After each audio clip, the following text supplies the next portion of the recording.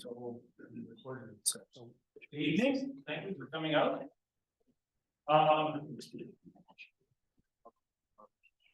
What life we need? This is something which I guess I started out. I remember was offered a job by a gentleman by the name of Holly Peacock, was then the exploration manager, vice president for Utah International. I had the good fortune of getting hired by the man who became my future father-in-law, Ed Robb, but Holly was the guy running it. And so I got a job in 1971, offered a job. I remember Holly was visiting our camp in Vancouver Island, and he had a rock with him. Lord knows where he got a rock, with lots of rocks around it. He tossed it over to me and he said, "How many milliseconds is that?" And I think there was some discussion. Obviously, if it was a test, there was no right answer or wrong answer. But I think that off the rock is actually what he was testing.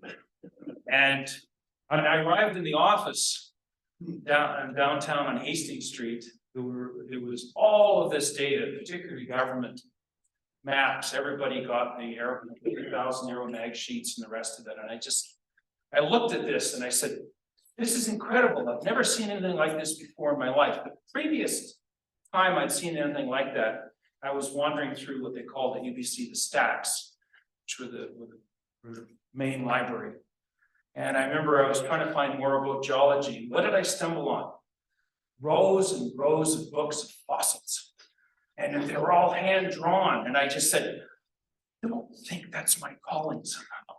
But when I saw these geophysical maps a couple of years later, I said, "This is really interesting. I've got to find out what this means." But of course, I was working in an office full of geologists and a couple of draftees, and nobody knew anything of what they meant. There wasn't really any art around that. And so I started my geophysical career learning how to primarily live and work with geologists, as opposed to having any geophysical mentor. If I'd gone to work for a company like Noranda or Falconbridge, I would have been out doing EM surveys and helping downhole geophysics and the rest of it. As it was, I basically had to scrounge around and find out what do I actually need to do to be employable with the exploration group. And with that, I realized I had a lot of curiosity, which a lot of it had to be put to aside because there was work to be done, there were crews to take care of, and I ended up in the Reno office for a couple of years. And we actually were run by a really sweet man, but he wanted to do more geophysics than I ever wanted to do on a project. He didn't believe in milestones, say you get enough information to then take it to the next stage. And I should have been known, alarm bells went off, but this gentleman kept all the keys from every vehicle that the exploration department had ever owned, had them in a vault. We always wondered, why did you keep all these keys? No good answer ever came out. And then he assigned temporary people could have a certain toolkit in their pickup trucks. Staff could have a different toolkit with more things. And we sort of like discussed, how is a staff person going to get into a situation that a temporary person won't be? So it was an interesting time learning about people and just how they. Anyways, my curiosity persisted. I didn't really probably have as much time during my career with BHP to exercise it. But once I started my own company, basically had the resources to both do commercial work and start satisfying my curiosity. I began asking questions about things that I literally had waited, 40 plus years.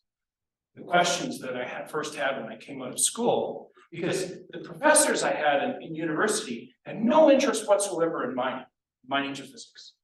They were studying the stars. They were studying seismic. They were doing all sorts of wonderful fundamental research that had zippo to do with natural resources.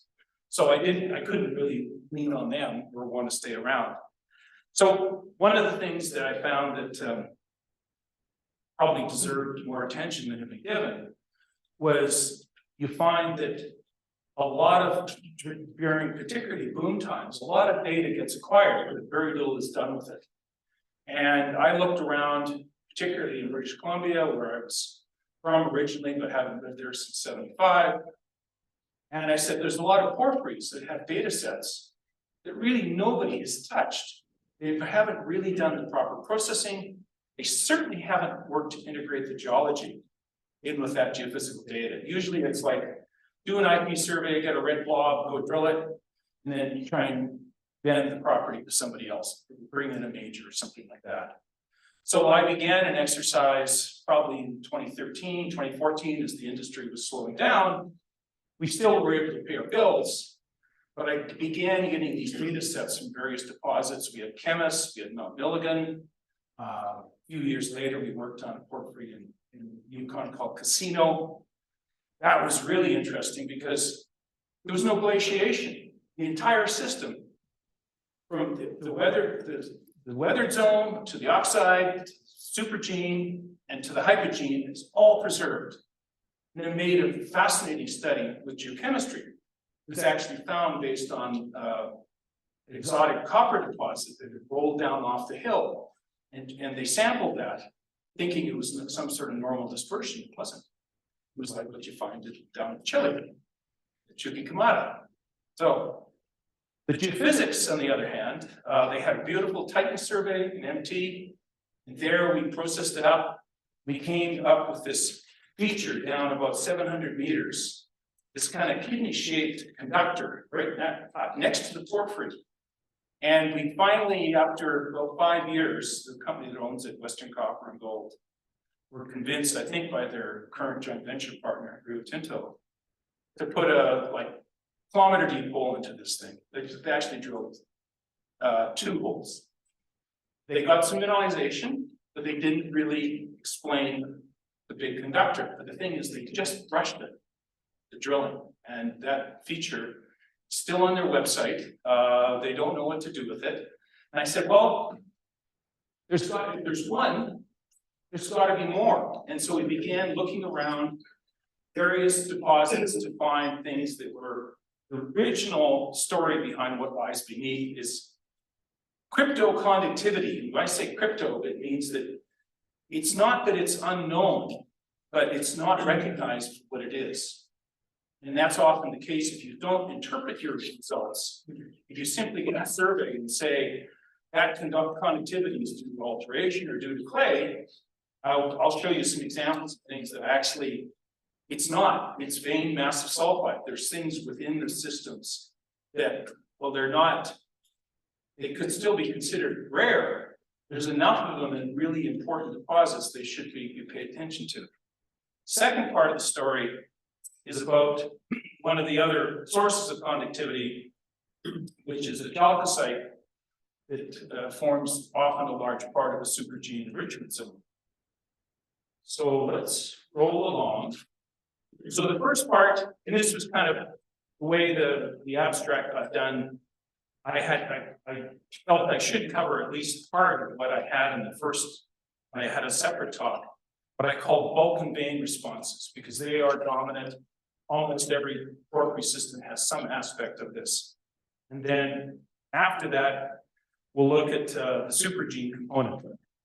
But one of the things I found out that even though I have, we still have 9 people in the group, in 4 here in the office in Lakewood, a couple in the Lower Mainland, and one geologist in Vermont. You need partners. You need people you can interact with and ask questions of. So you need associates, even though I had an excellent group of people I worked with in BHP, Utah, Larry being one of them. They weren't no longer employees of Condor. They were people that I knew that were also interested in the things I was interested in, and they helped either get data or explain things. Dick Hostel was very patient with me. That was great. Mark, likewise, he provided some excellent materials.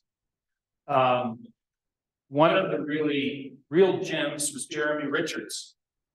Jeremy really thought geophysics was undervalued in terms of, particularly with respect to porphyry systems. And he was one of the few geologists I know who actually tried very hard to get geophysics into the story with his students. And losing him was a real shame.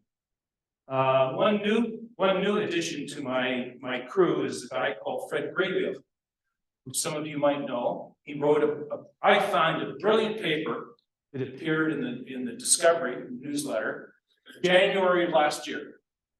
And I fell in love with that. I've read it about 5 times. I even went and visited Fred in New Jersey last spring, so that I could actually talk with the man and find out what makes him tick after 50 years of looking for porphyries. Wonderful person. So you need partners. And we have to be able to communicate with one another. Who wants to be the guy on the left who basically won't share it with other people? And that's one of the big problems that I found when I started looking at this stuff. We should have known much more than we currently do, years, decades ago, about porphyry systems and the geophysical responses that come out of them. We've just ignored it. And there's consequences. We look now particularly at the industry in the US, the geophysical side of things. There's probably 15 people practicing. You're below the threshold of replacement. It's like the wolves when the DNA is too much overlapped. You don't have enough diversity left. So we don't want to be like these guys.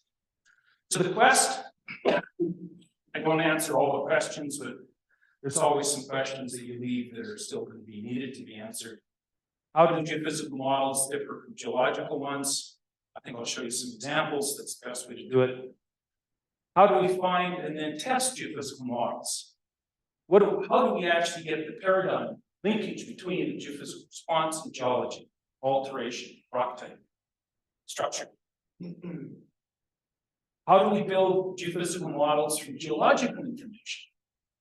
The geologist comes to you and says, you know, I've got an intrusive body, I've got a thrust here, I might have some epithermal mineralization and maybe some disseminated. What do you actually put in place inside a computer program to help you generate something that may represent that in some fashion or other? And then number 4 might be actually the most important one, but I put it for number 4. Why do most geological models lack any geophysical response, petrophysical information? Time and time again, if a geophysicist goes to econ geology and reads another brilliant paper about ore deposits, they're squat about what the geophysical responses are. So you basically, it's like coming into the room blind. If you're saying, well, I want to find one of these down 300 or 400 meters, but you're not given any parameters as to how that might be responding, you are definitely in tough shape. The explorer is in tough shape. And if one model is considered reality, how do we reconcile the two of them?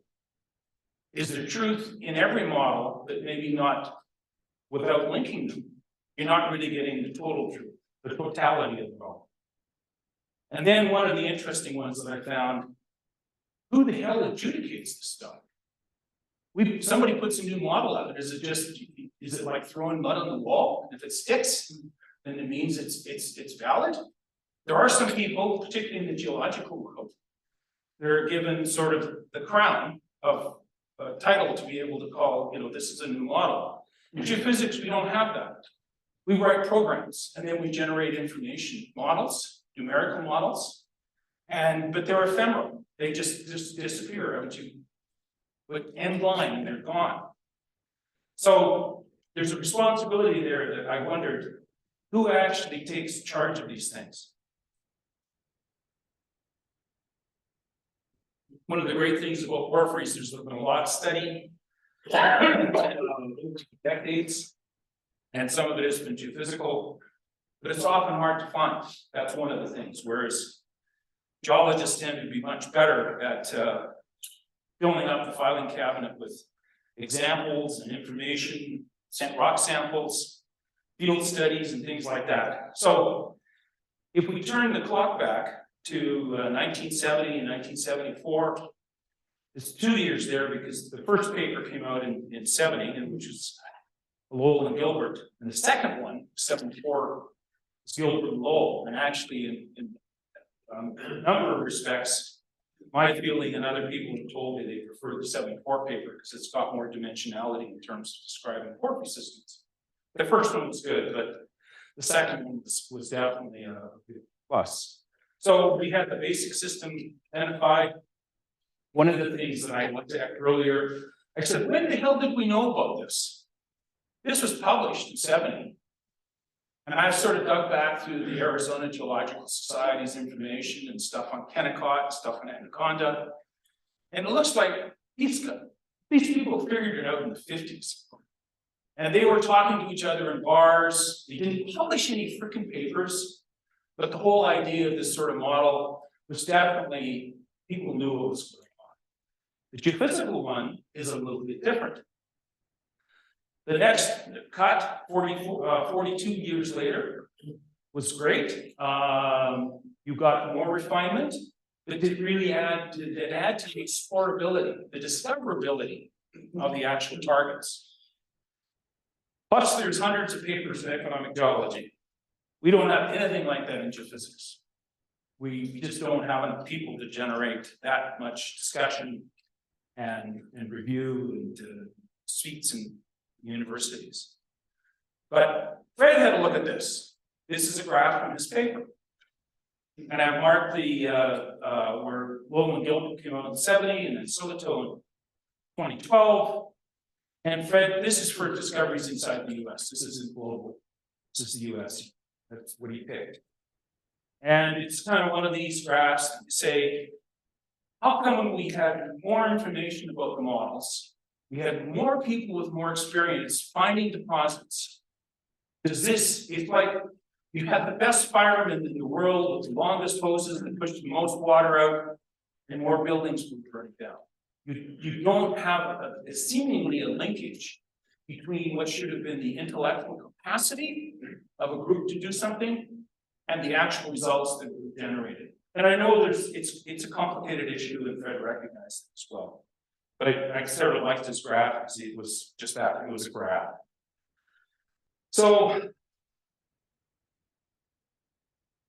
this is a comment Fred made about the danger of what he thought of the models.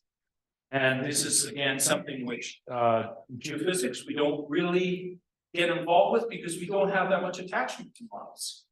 We basically say, that's what a particular algorithm has done with a particular set of data and produced a model. It's not really a conceptual thing in the mind, whereas geology works much more with the concepts.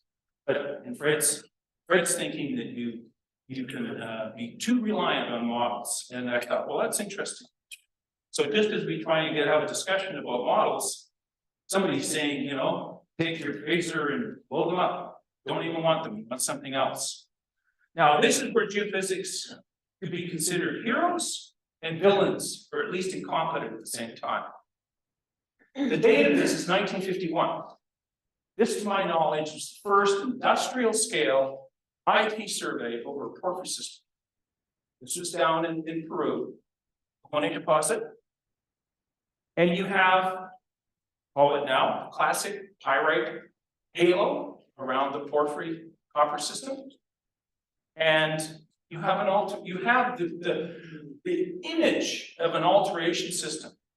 But nowhere can you find in Newmont's discussion of this was anybody thinking about how that would end up being the Lowell and Gilbert model 20 years hence. The Newmont people just didn't have that in their box. They were wonderful scientists, led by a genius, Arthur Grant.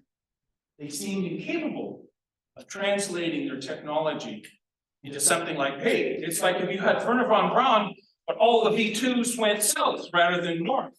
You don't need to blow up the Italians, they're our friends. The geophysics people cottoned on to what was happening with porphyry alteration well in advance of actually being understood or written about. But they did nothing with it. 10 years, 15 years later, Newmont started doing petrophysics on a systematic basis. One of the problems when you look at putting a model together, though, these are just background rock types. If you look at the porphyries, they're all 100. There's no discrimination. They all look about the same, which means that at least on that parameter, in terms of resistivity, there's not much going on. You actually see more character and chargeability. But notice down here, there's some seriously interconnected / massive sulfides. The resistivity is pummeled. So it means it's conductive. Once it becomes conductive, there's a whole other set of tools you can use to find these. And you can start applying things like airborne techniques. Isn't that the way to do your business? Fly around and make those discoveries, just like the Canadians did with the VMS technology in Bathurst in the 1950s. They found about 12 frickin' deposits to span 3 years. 4 or 5 of them were mines. Magic, magic. But eventually, the geophysicists sort of started to cotton on, and they had the right interaction. It was interesting, the first set of case histories that really looked and referenced Lowell and Gilbert were from the Philippines. They weren't from the United States. And that was another problem. Guys in the US, excuse me, were not communicating. They were not giving papers. It was a void of information. The geologists figured a way to get around that, obviously. Maybe more of them that just interacted more easily in conferences and stuff. The geophysicists, the papers about the 1970s didn't come out until the 80s and 90s. They were all fired at that point. They were gone, they were dead. So it was like, it was history debriefing when we started to learn what US porphyry copper explorers with the geophysical band were doing. Those guys just went to ground.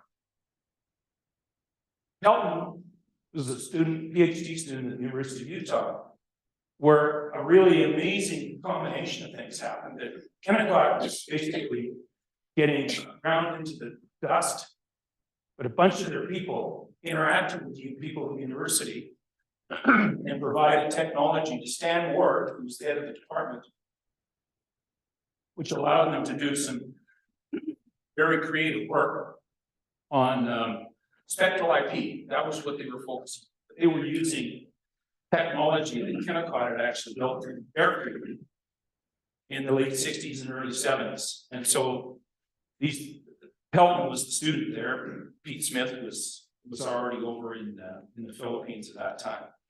So they started looking at things like this, which was 1977, one of the first computer models of the porphyry system. So this is 77. We weren't dumb bunnies then. We actually had technology that you can see I scribbled on the side of the image. It was going to cost $20 to run that model. Well, yeah, it was 1977, so $20 was $50 now or whatever, but still, we had tools to help us think.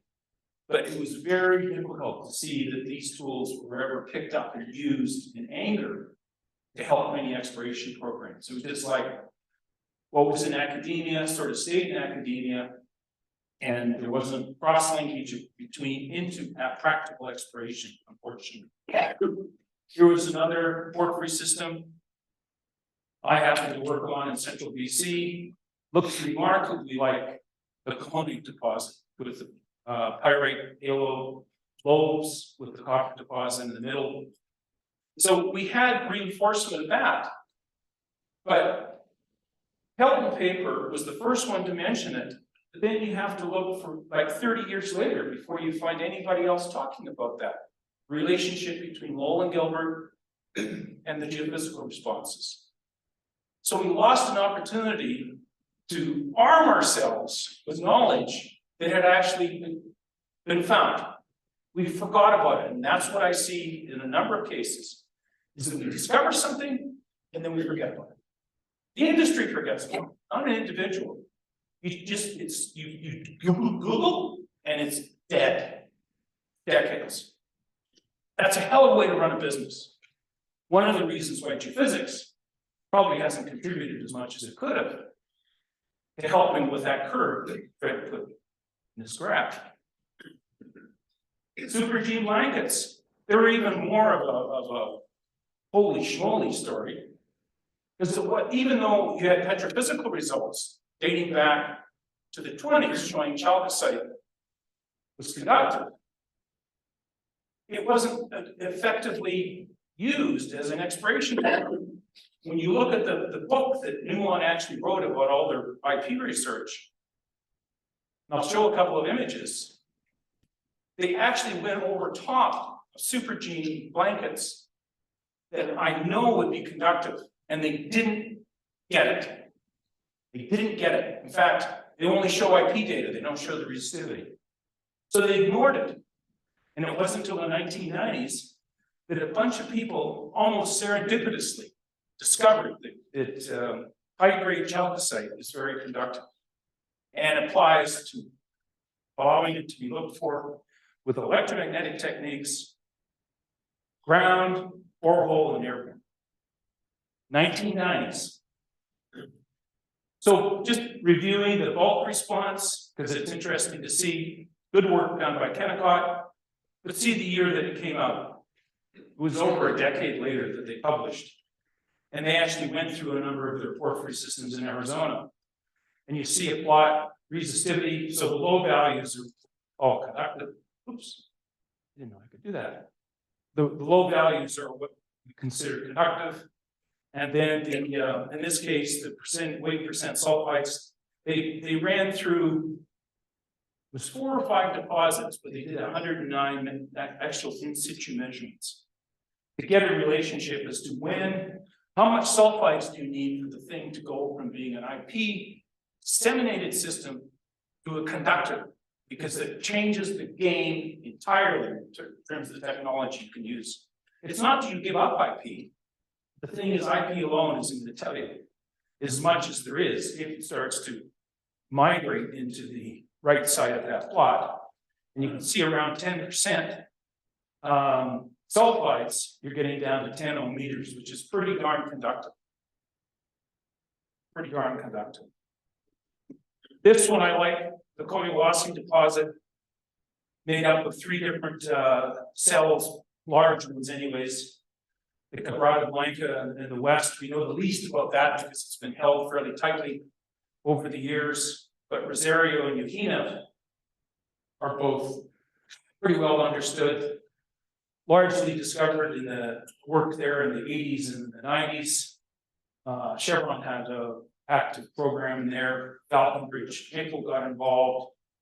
And with it, you have a couple of different modes, both with massive sulfides, veins, bulk response, and at Ujina, covered in a bit, the supergene component.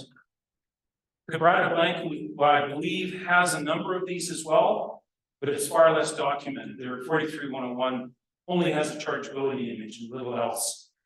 Verbally, we know that they do have a supergene system, Quebrada as well, but it's not well identified in the literature. This is the resistivity. And you look at those and you say, well, Ujina, and if you just at first blush, you say, Ujina and Rosario look the same. They're not the same. Ujina is dominated by a supergene response. And I'll show that in a bit. Rosario is dominated by a vein system. It has supergene, but not nearly to the extent that the Ujina deposit has. This is the chargeability, just for completeness sake. Both of them come out as just, stunningly anomalous features. So the chargeability doesn't really discriminate between the vein system and the bulk response or the supergene. It just says there's something anomalous there, which is fine. So look at these. Continuous veins, I get back to the 10 and 10 is important. This is a snapshot out of a PhD thesis done by Mike Wilt from Berkeley, 1991. He was working with ground EM data that was run over the vein system, and it was a great write-up in the newsletter. I think in 1993, by a guy from Chevron about the vein system at Rosario. And these are honkingly conductive. And they go, well, you see shortly, amazingly deep, and they're heavily mineralized with copper. This is the time domain response, very clear, very high response. This is an outline of that vein system dropped on top of the resistivity map. And you can see they're really all over the place. And the black outline is really where the open pit is. But this is the alteration zone, and you can see it conforms very closely to where these veins are. There's nothing like that over at Yuhina. This, ladies and gentlemen, is a 3D model showing in brown the porphyry system of Rosario. And then this annulus type feature at depth. This is a massive conductor associated with those veins. So two of my colleagues went in 04, 05, and they ran a ground EM survey over the deposit and to the south. And this lights up these little discs over here in the drilling. This is definitely, it's high grade ore material. Higher grade than even in the porphyry system itself. I recall grades reported historically when it was being mined from just massive sulfides, up to 15% copper in this massive sulfides. So wouldn't you want to know that was underneath your bloody porphyry? I think so. Geophysics saved the day. Anyways, this is the outline of that feature. There's the porphyry system there. But this bulge down 500, 600, 700 meters, that was a geophysical discovery. I mean, they might have had a hole into it, but you can see that the continuity of that geophysical response was important. And this is this massive sulfide system. So if you've got one, you really don't want to screw around. You've got to go drill this thing off, and geophysics helps with the targeting. This one's a little more closer to home. This is one of these stories that they had good data, but they didn't know what to do with it. And so on the right, you have a Z-Tem AFMEG survey. The NAC intrusive is sitting up in here. The MAG also highlights this feature. Limited amount of drilling was done about 15 years ago. But a company called American Eagle has come in and re-examined the NAC deposit and finding that they are getting this type of mineralization down around 400, 500, 600 meters. And it's showing up in that Z-Tem survey. So they have the data. The previous owners just didn't know what to do with it. Maybe the wrong model, who knows? This is one some of you, I'm sure, have probably even had my site visits to. This is resolution. It has a very strong conductor sitting over top of it. This is actually due to saline water and sediment. But underneath this pipe-like feature, there's the actual, you can see there's the copper zone there and that sort of shield. But the pyrite is not exactly one for one in this case. It kind of looks like it's popped up a little bit from where the actual main ore mineralization is. But definitely there's a significant response coming, that pipe-like feature going to depth. Here's another version of that, this with the Z-Tem survey. Here's the ore zone in here. And this sits above the porphyry. So we're not dealing with something underneath like we were at Rosario. We're dealing with something that sits over top. And the Z-Tem is definitely picking up the conductivity associated with the sulfide zone. So look at the bulk, look at the massive sulfides. The main part of it here is chalcocite. And this is somewhat enigmatic, I think, from a geophysical perspective, because what you find is that a lot of it, because of the way it forms, as in a supergene setting, is when the erosion due to acidic groundwater and reprecipitation, that there's a lot of variability in the actual quality of the chalcocite. And this controls the conductivity. This work was just a year and a half ago. Why the hell didn't people look at this 50 years ago? They could have done it. They didn't. So this comes at a time when a number of people have brought this up with. They say, well, supergene's dead. We found all the supergene. Oh yeah, I've heard that one before, right? Why shouldn't we worry about what supergene looks like anymore? Chalcocite. And I say, I can't tell you, but there's probably some place where this could actually really make a difference. And you don't need it everywhere. You know, you're not just trying to sell cornflakes here. You're trying to find ore bodies, and they are pretty rare devices. What he found, the guy that did this work, Emerson, he's been doing petrophysics for 60 years, I believe. It's pretty scary, actually. Is that as you raise the amount of copper in the chalcocite, the density goes up and the conductivity increases. So this ended up being one of the conundrums with chalcocite, that you had situations where you have it present, but it's not in a concentration high enough to actually be conductive. And I'll show you a couple examples right at the back end. So here's a flashback to Newmont, 1951. This deposit that this was run over is right next to Honey. And I'm going to make the assumption that they're probably pretty similar in terms of their weathering and, in this case, development. There's the chalcocite blanket right there. What are they showing us? Chargeability. Well, if we go back to Rosario, the chargeability is the least useful parameter because everything lights up, not just what you're interested in. Everything lights up. So without the resistivity, we really don't know whether the chalcocite is showing up or not. I suspect it is, and they didn't interpret it.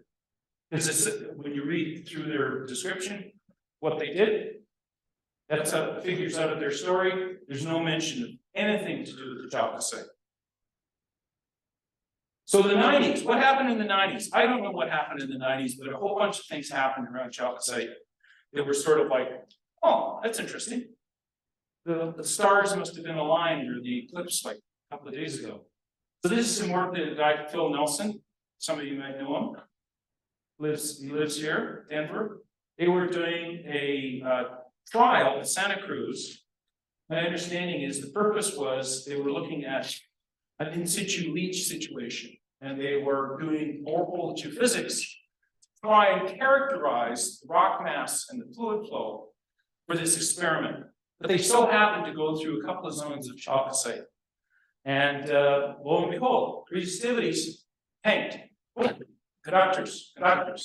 But they weren't in exploration mode. They were basically doing geotechnical work. So it's in the logbook in 1991 that somebody saw a response from chalcocite. But there was no linkage. I mean, he didn't have, he wasn't an influencer. He didn't have FaceTime or Instagram. So his knowledge was lost only to him. The first one in a major sense that came out was Charchesma. The Iranian national mining company or copper company basically contracted a Canadian geophysical company, Aerodac, to go in and fly about 37,000 line kilometers of airborne EM over this Kenman district, region in southeastern Iran. And this is the area of Charchesma. All of this was flown. They did EM, they did MAG, and they did radiometrics. So it was a really nice package. They found that a number of the ore zones in and around Charchesma itself and other deposits, the main mineralization zones were all supergene chalcocite. And they came up with what they called was a porphyry picker. Allowed them to go through this massive amount of data and find largely the resistivity anomalies that were associated with the supergene development. They gave a talk, maybe some of you were there. Some picture, 1994, the Northwest Mining Association meeting, presented this. Their interpretation was it was due to clay. They didn't spend enough time looking at the petrophysics, pointed back at the chalcocite itself. And the clay is sort of like You know, it's like when a crime is committed, you say, well, that was the homeless person. You don't know, but you just say that because it's a nice thing to say. So for me, Clay is one of those guilty of all things for all people. Because nobody stands up and says anything useful about it. Clay is a alteration. This is one of the little tiger anomalies nearby. That's sort of response. Now, you would be absolutely right in saying there's a hell of a lot of connectivity around that environment. How do you know that one is particularly useful? They obviously use too much red. They really like the red. Maybe the contractor, the client told them to use more red. Anyways, the data could stand probably some further laundering and cleaning up. And we actually, for strange reasons, we actually have the entire data set.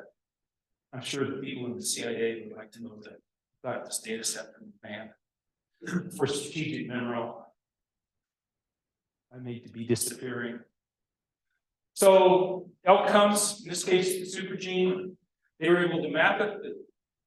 They attributed it to clay, not chalcocite. So being right for the wrong reasons is fine, but they didn't, as an organization, they didn't use this anywhere else. So one of the fundamental things is what human beings are supposed to be is we learn, and we don't keep repeating dumbass things time and time again. This to me was a dumbass thing. They basically lost the information in the organization, didn't tell anybody else, and went on their merry. What's the point? It's like the guy at the beginning, he wasn't sharing, he should have shared. This was really where it became systematic in terms of understanding the supergene and the chalcocite. It was a program that, so you have a contractor in Chile at the time, I'm sure known to a number of you, Quantec, and they were out banging around in trying to do IP surveys for porphyries. Things were picking up with Escondida being developed. That time, other companies were coming out from Canada and the US, Australia, and they had hell of a time with the caliche because they needed to pump electric currents into the ground through electrodes. And caliche at Escondida, where we did one line with Zong, 7-kilometer long line in 1982, it broke the tooth on a D9 trying to get through the caliche. It wasn't until Kennecott came in and used their system, the RIP, that we actually got decent IP coverage over Escondida in 1985.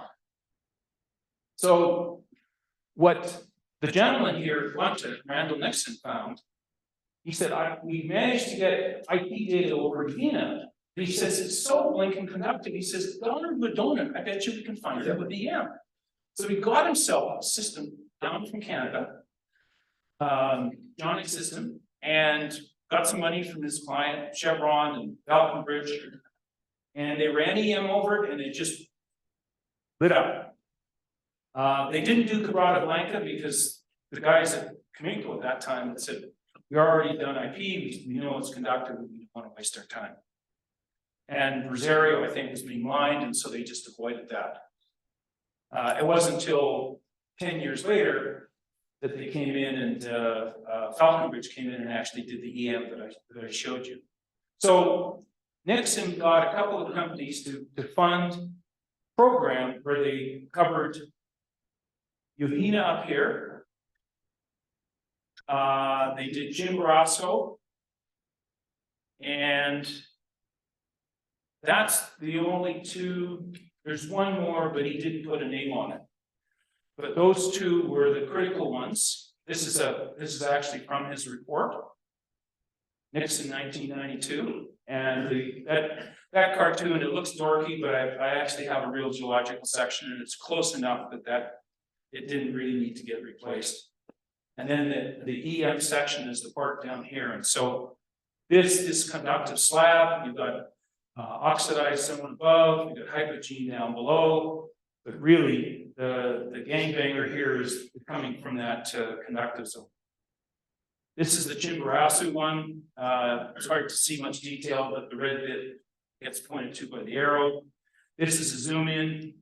We have a little better geological model here, the enrichment blanket through here, and then that's the TEM section. It's some petrophysics would be fun, and BHP started doing some later, but this report never got published. This was a private commercial report. It was handed around to guys in Santiago, and that was it. So none of my colleagues know this frickin' exists, unless they went to frickin' Chile and somebody said, oh, have you ever seen this from 30 years ago? What's that? That's the beginning of EM for chalcocite. No communication. This is the time constant over Chimborazo. This is sort of an airborne survey, because that's what BHP was interested in. We don't want to be screwing around on the ground. So they did things like this. This is a borehole log on Escondida Norte, which is the deposit just north and to the west or east of Salvador. And you can see the relationship there between connectivity and the total sulfides. Pretty obvious. Now, check the scale book, 300 kilometers. That's the size of the airborne program that BHP, after seeing those 2 or 3 examples, committed to flying in Chile. And we were telling Jerry Ellis, who was the head of BHP Minerals at the time, we were going to be plucking copper deposits out of the sky, back to what like we did in Bathurst back in the 50s. Unfortunately, you could probably predict that's not what happened. They found a number of interesting zones. They also found, as you can see by the amount of red in that picture, there was a lot of superficial connectivity. And even if there was something under that superficial connectivity, it's a real bear with the technologies we have in airborne to be able to see through that. You almost have to go in on them. And then, of course, as is the case supremely now, but even back then, big companies get bored quickly. You give them 3 years, and that's like infinity. You know, why aren't you drilling ore in the second year of the program? So we actually had 2 kicks to the cat. There was one started in 94, and the other one started in 96. 96 was awesome because we had a 4-engine airliner with a geophysical system on it called Megatim. And it was all because of aviation safety. The first system was 2-engine. They decided if an engine failed on a 2-engine plane, it couldn't safely land where they were flying in Chile. But the question I had to ask the aviation safety guy was, but we're giving it an okay for single-engine planes to fly. I said, how can that be? Because if they lose the 1 engine, they're definitely toast. Oh no, it's just the way the aviation business works. Safety moves. So major program, others like Kennecott, Rio Tinto were a little less enthusiastic about doing airborne, but they also did mount major programs looking for connectivity. Outcome, supergenes were mapped, chalcocite recognized as likely cause of connectivity. In some cases, major EM programs over the next 6 years, but limited economic, well, limited means like they're saying nothing. This is Pakistan, a wonderful place not to be looking. And notice just, you can look at the regional map. There's a spot here where a mosque was blown up like 3 weeks ago, and I wondered how Barrick was doing. I think they're looking for a partner really, really quickly. It's pretty cute there. I've blown a partner. Somebody had to go in front of me. So anyways, BHP made this discovery in the 90s. It was actually a genuine BHP one. Unlike Oyu Tolgoi, which was found by our good friends, the company we bought that helped us go broke, or at least lose our social license and our operational permits, I think. So supergene zone here, you're pretty high grade, with the traditional advantages of the supergene is that it's cheaper to actually process, which is a good thing, helps the economics. And this is actually the EM response over this H4 zone. And what's interesting is that there's a number of other systems present in this area. There's a big cluster. but this is about the only one that has a supergene zone. So it's a very delicate thing in terms of mineralogical processes that have to happen for that enrichment. And what it seems to be, here's one with some real geology and the scope of this, that there's a paper, get down to it here. Magnetics was actually quite useful in this case as well. So Barrick now has it, and they're looking for, it was most recently an Egyptian, a very wealthy Egyptian is looking at moving into Pakistan. Oh, this is an interesting one because it was just, here's the case, it was actually a BMS deposit. It's being mined by First Quantum right now, found by Rio Tinto in the southern part of this Pirate Belt. Spruces. And what you see here is that this is the gold resource is still stuck up in here. The hypogene is down near the bottom, but you've got this zone of enrichment. The chalcocite sitting here, there's the geophysical response. Dead ringer, just bang. So this was one of the few where there's really a very low degree of ambiguity in terms of there weren't any other conductors in the area, and this corresponded perfectly with basically where the supergene is. So not a porphyry, but the supergene processes are still happening and the chalcocite is still being formed. The last two examples are places where, yes, there's a supergene development. This is the Silver Veil deposit, a nice case history that Zong put together.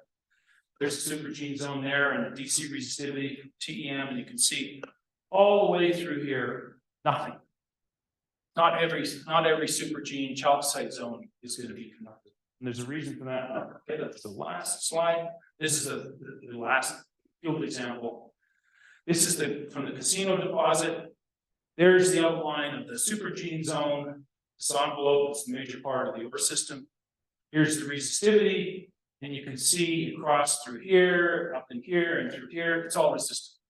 This is another case like Silver Bell that not all of these are. But this was interesting.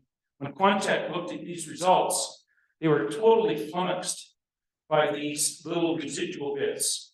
And when I showed it to Rob Karen, who actually worked on the project, he's great at it. He says, "Oh, he says that's a partial weathering." He says there's islands of hypogene sitting in the oxide zone. And so Quantec, this is a porphyry that was survey was only like 3 by 2 kilometers. They recommended 42 holes to test, and the geologist on site says, "We hit some lead zinc paint." He says, "That was it. There was nothing." They went crazy because they didn't understand how that partial weathering was actually affecting the interpretability of those results.